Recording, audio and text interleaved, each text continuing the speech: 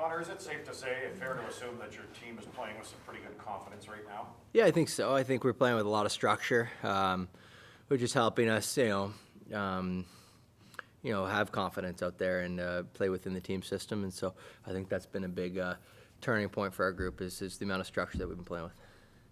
I'm assuming that you've followed Montreal a little bit, certainly in the last week in their 4-game winning streak. Is there anything that you have to guard against, knowing that they have struggled this year and come in with some pretty good confidence themselves? Yeah, I think so. I mean, you got to be ready for them. I mean, 4 in a row, they're obviously playing well. They're obviously feeling good.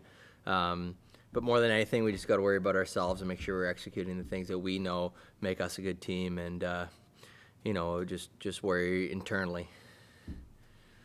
Connor, how excited are you guys to get Colin White back tomorrow? Oh, huge. I mean, I feel what a tough road for Whitey. Obviously, such a long time out, and he's a great guy and a great player, so we're really excited to have him back. So I know he's pumped to get her going, and I know that he's put in a lot of hard work over the months of getting back. He's ready to go, so we're excited to have him back, and we're excited for him too. We heard yesterday that he said he's been trying to go through the game time routines when you guys have been playing these past 2 weeks, but that Nick Holden also said he brings a lot internally to the locker room. What do you say? What do you see that he brings just off the ice too?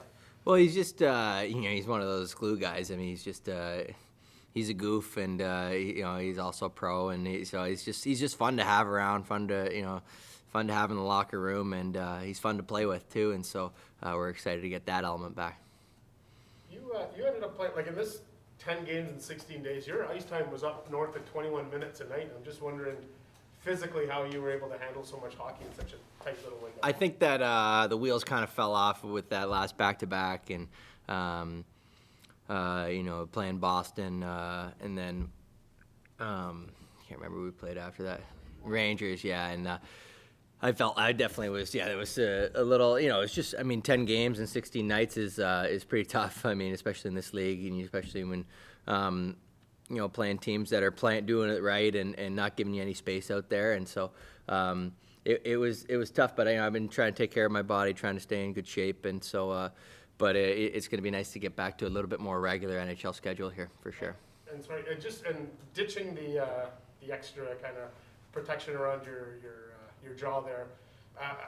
How did that impact your game? Like those, whatever it was, I think 7 or 8 games you played with it.